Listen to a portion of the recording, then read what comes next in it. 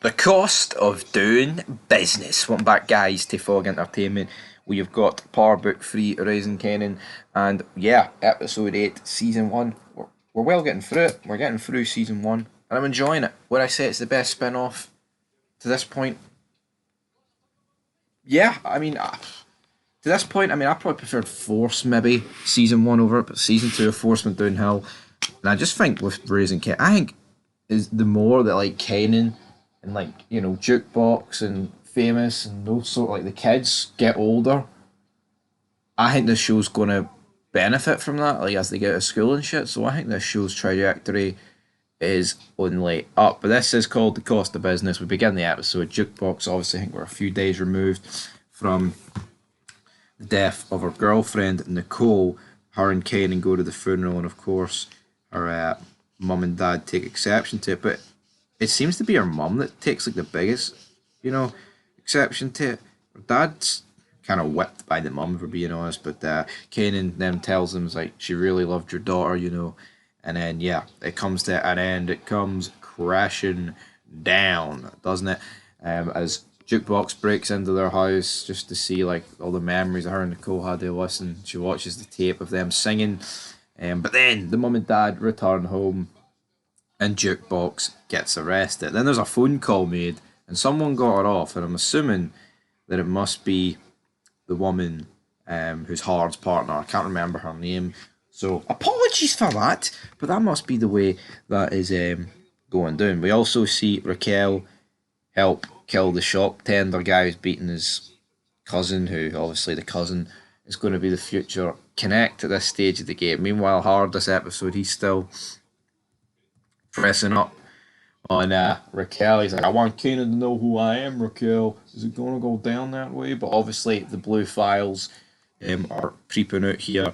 And at this point, it looks like Kanan's going to get arrested because when they do a bit of investigating, little Bob, whatever the fuck his name is, he gives up Kanan to save his own skin, but at the same time, he's kind of giving up Marvin. Marvin, is he going to take too kindly to that? Probably not.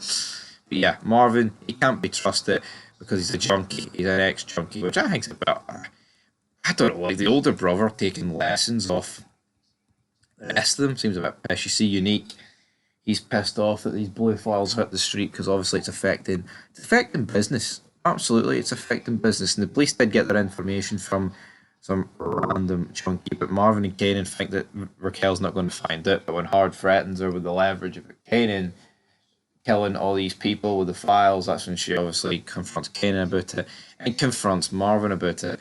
And what I found was kind of be a bit bizarre about this is that she just fucking completely disowns Marvin.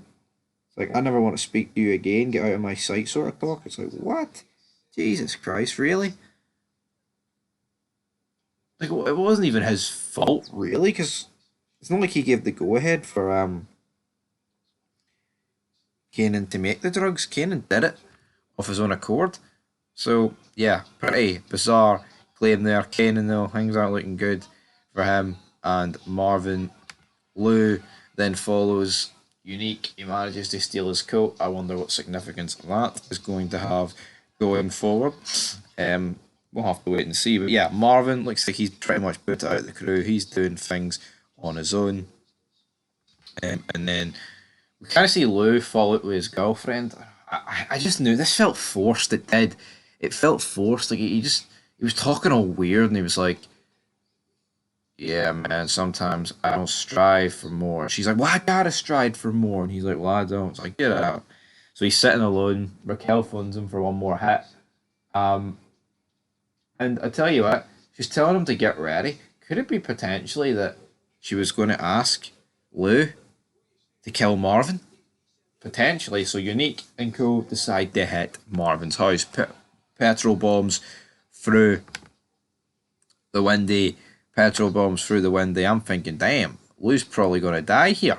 Meanwhile, we have Marvin who's banging the white woman in the nightclub.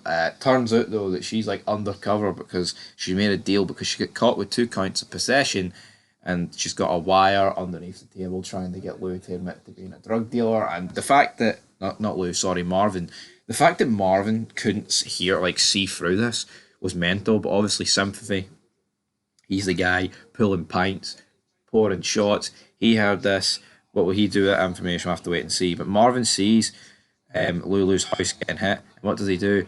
He rocks up to the house and saves his brother. He barges in. Is he going to be able to save him?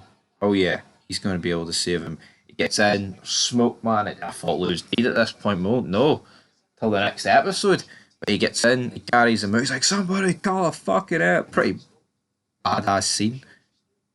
They were being truthful about it, man. You've got like shots firing, all that good stuff building up. It reminded me of San Andreas. Remember, you had to do those missions where you had to throw Molotovs, burn people at their houses with Officer Tenpenny. That's what this reminded me of. I would say this was probably definitely one of the better episodes of this show. I'm going to give it an 8 out of 10. We're picking up here towards the back end of season 1. Really looking forward to this whole war escalating, because obviously now that's surely going to escalate it even further than what it once was. So 8 out of 10, guys. Till next time. Peace.